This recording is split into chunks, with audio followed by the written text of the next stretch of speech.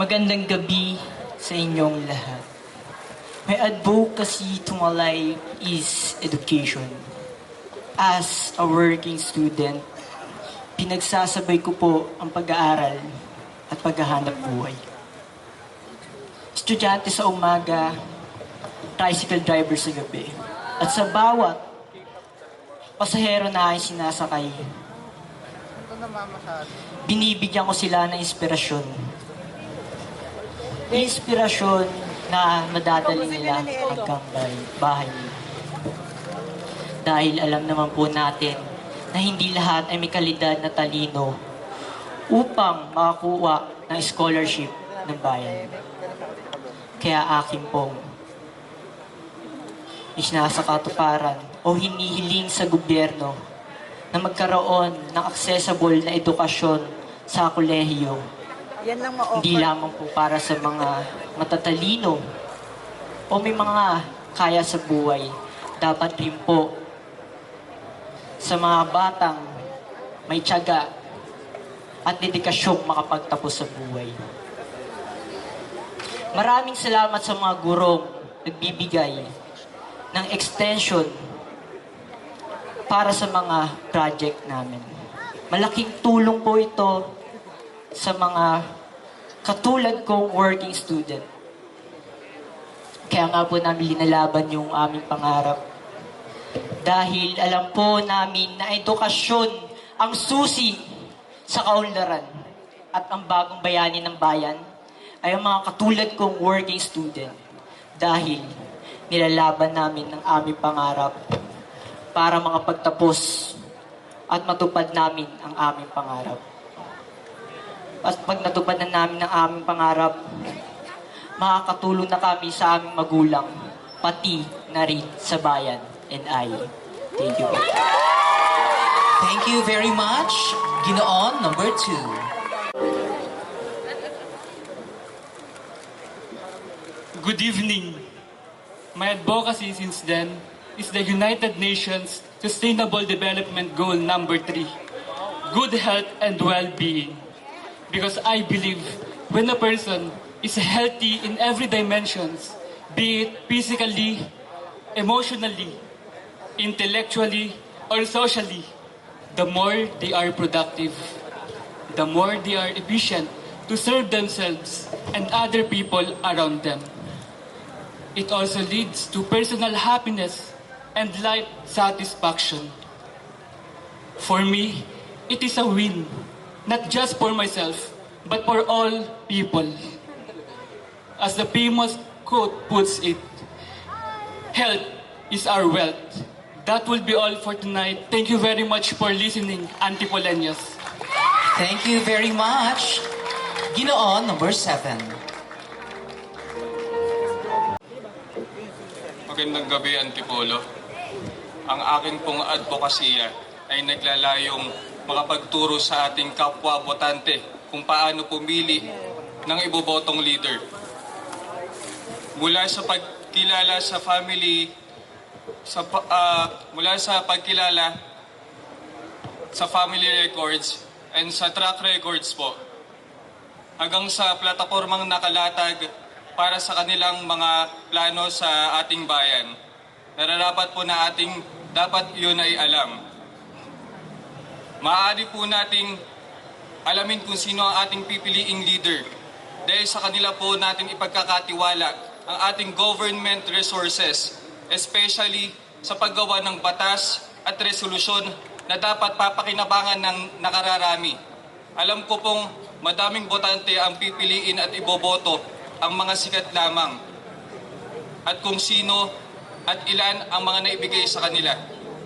Ngunit narito po ako handang tumulong hindi lamang sa pagpili at pagboto sa kung sino ang nararapat, kundi sa mahusay at sa matalinong Rizaleño. Maraming salamat po. Thank you very much. Ginoon, number 8. Good evening, Antipolenia. Standing in front of you is not just a contender, but a representative with a purpose. As an advocate for emotional and mental health awareness, and as a psychology student, breaking this stigma is not just a movement, but as much as a cause. That is why I am advocating for more inclusive society by fostering a community in which conversation about mental health are greeted with compassion, encouragement, and a sincere desire to eradicate the stigma that associated with it. In a world we're often overshadowed by realities, breaking the stigma is called to challenge stereotype and discrimination. That is why I want to establish a safe space for people to make them comfortable talking openly and freely about their mental health without fear of being judged. Let us all remember that asking for help and the support is a sign of strength. Antipolenyo, it is time for us to heal.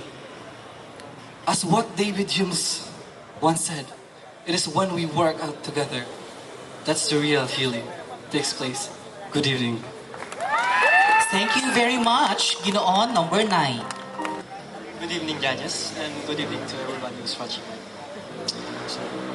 We often hear about men and women empowerment, but have you ever think about our brothers and sisters that is part of the LGBTQI+ community?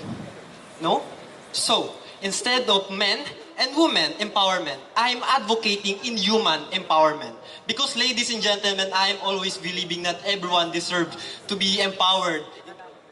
Everyone, we are all equal to this world, not just men and women, but also the LGBTQI+ community who are experiencing a lot of discrimination, struggles, and criticism to this world. But yet, they remain strong, calm, and obedient, and they deserve to be empowered too. Once again, my name is John Kirby Abeles, advocating for human empowerment. Let's empower everyone, including me and you. That is all. Thank you. Thank you so much, Ginoo number 11. Of Ginoo number 12. Good day, everyone. My advocacy is ang pangangalaga sa kalikasan natin. Dahil ito, importante sa ating bayan. Hindi ito responsible, kundi isang tungkulin nating mga tao. As a young future leader, kailangan natin ng eco-friendly, magtayo ng mga puno at iba pa. Kailangan natin pangalagaan ang kalikasan na meron tayo.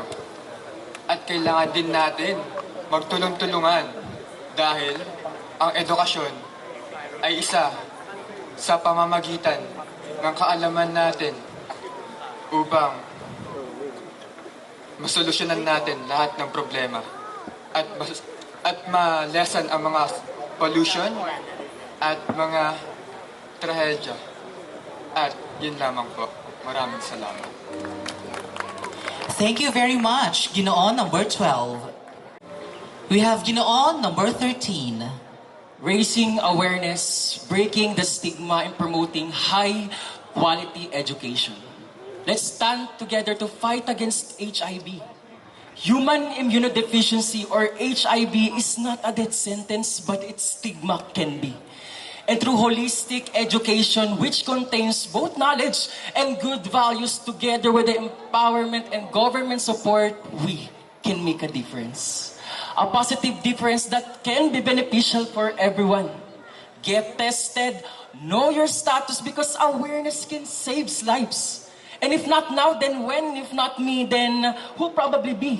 And always remember, lagi nating tatandaan, angat ang may alam, angat din ang laging handa, maging alisto at protektado para ang buhay natin ay maayos hanggang dulo. Marami pong salamat and enjoy the rest of the night. Thank you for the awareness. Number 13. A young soul right before you all, ripened from the farthest province of Negros Occidental. I do not come from a well-to-do family. We are 14 siblings.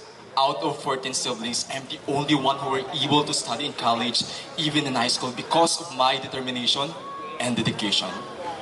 As I firmly believe that to really attain success in life, one has to consider it is quality education. My advocacy is to promote quality education. We gather here tonight not to merely acknowledge the importance of quality education, but to champion the cause of quality education. It is a cause that transcends borders, socioeconomic status, for it is a bedrock which upon societies are built and individuals are empowered. Yet, despite its undeniable significance, quality education remains an elusive dream for many. That's why I'm encouraging each and every one of you, especially to our future generation, please continue your study. Because we're not studying just for school. We are studying to improve the standard of our living. Thank you. Thank you for sharing us the value of education. Ginoo, number 14. On number 16. Good evening. Suicide is a leading cause of death among young people. We must break the stigma surrounding mental health and create a culture where seeing health as seen as a strength, not a weakness.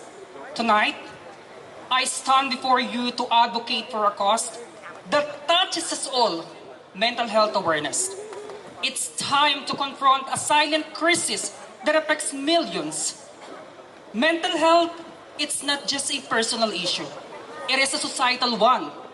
By choosing to address it openly, we can save lives faster and create a more compassionate world. Together, we can dismantle the stigma and cultivate a society where mental health is being prioritized. Let's be the generation that makes this change happen. Thank you. Thank you very much. Ginoo, number 16. Magandang gabi, Antipolo. Napakarami na pong inilatag na advokasya at iba't iba ang kanilang pinaglalaban. Kaya ang aking pong advokasya ay suportahan ang bawat advokasya. Advocacy support all advocacies. Upang matunan naman po ito ng pansin.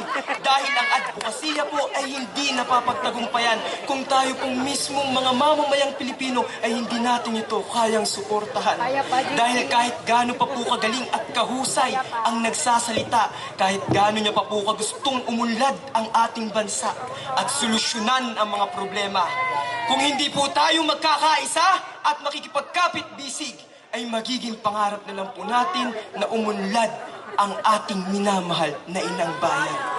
Dahil sa una't huli po at takdang panahon, walang ibang magkakaunawaan kundi tayong mga Pilipino po. Muli, magandang gabi, Antipolo. Thank you very much. Ginoo, number 18.